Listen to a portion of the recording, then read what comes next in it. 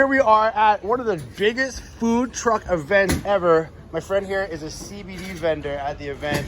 However, she's a New Hampshire vendor. I mean, she lives in New Hampshire. And Sununu, yesterday, signed a bill, which people are actually pretty excited about because I don't think they're paying attention. They're excited because they think they're getting weed. What they're actually shouldn't be excited about is Sununu is keeping anybody who is not part of the New Hampshire government out of the cannabis market, which we're seeing how these other states raise exceedingly high amounts of monies for projects, for schools, for all kinds of things. New Hampshire has roads they can't fix.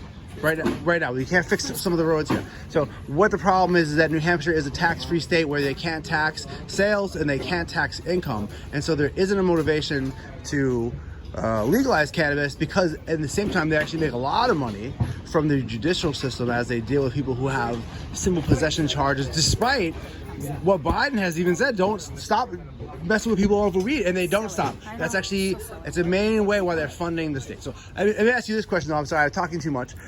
So you're dealing with right now legal CBD. 2018 hemp bill declared all these derivatives of CBD to be legal and lawful to have them across all 50 states. Now New Hampshire and a number of other states are sort of starting to take a different approach to how they're going to deal with the CBD Delta 8, Delta 10 stuff.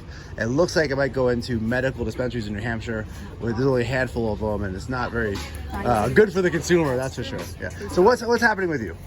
So we currently are selling all the hemp-derived psychoactive cannabinoids like HHC, Delta 8. We have THCA products, which is the precursor to Delta 9, and all these products are now not going to be available to my regular customers without having to obtain a medical card. The products are going to be different. They're not going to be the quality of American Shaman. They're not going to have the backing of a certified hemp counselor, which is what my company loves to do, is give education. So I understand that right now we're in a slippery slope because some of these cannabinoids that are psychoactive are being sold in corner stores, which, yes, that is negligent. So I understand that there needs to be some refinement, but taking them away completely is going to be detrimental to my business. It's going to be detrimental to the people that are using this for wellness every single day. So in my opinion, the hemp industry is moving backwards in New Hampshire instead of moving forwards.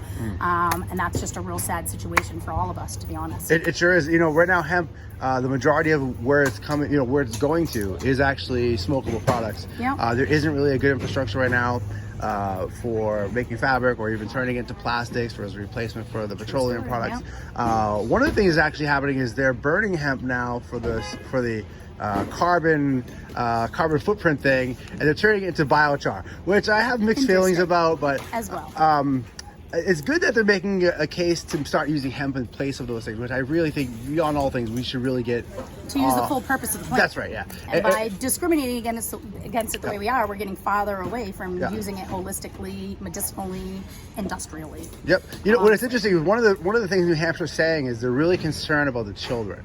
And the amount of children who have problems with pharmaceuticals is astronomical. Crazy. And whereas there's no one who ever died from cannabis, William Brooke O'Shaughnessy, the health chief of Ireland, mid-1800s, he had in his care a child with epilepsy. He gave the child cannabis and treated it successfully. It was not like a random event. It was the health chief of Ireland, stationed in Calcutta, published it in many, many health books. Amazing. And we're still pretending like we don't know this. We never heard it. We pretend that the farm animals have never eaten hemp before, whereas we know they've eaten hemp the entire life. And the humans were getting the CBD because the animals don't destroy the hemp, as they process Native the eggs and the Americans chickens. would grow their hemp next to their vegetable gardens so that the bees would pollinate the hemp and bring the cannabinoids into our food. Yes, bees love naturally. hemp the best. If you plant hemp in your field, you're decontaminating your soil. Thank you. How much money does it cost? If you're really concerned with CO2, why are we using trucks to bring in foreign soil from foreign places? Because we know how many government industries will be shut down by the hemp industry. We sure do. Yeah, it's disruptive technology. Absolutely disruptive. As is CBD.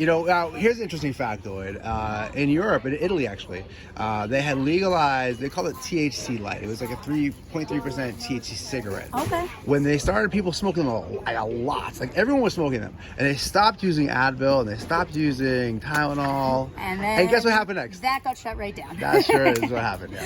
So I can appreciate the situation, and You're very brave for standing for hemp, for standing for health and for humans. Everything from the earth, my friend. That's right. And we really wish you well. And you know, I don't know what the answer is going to be, neither do you, but just keep working hard.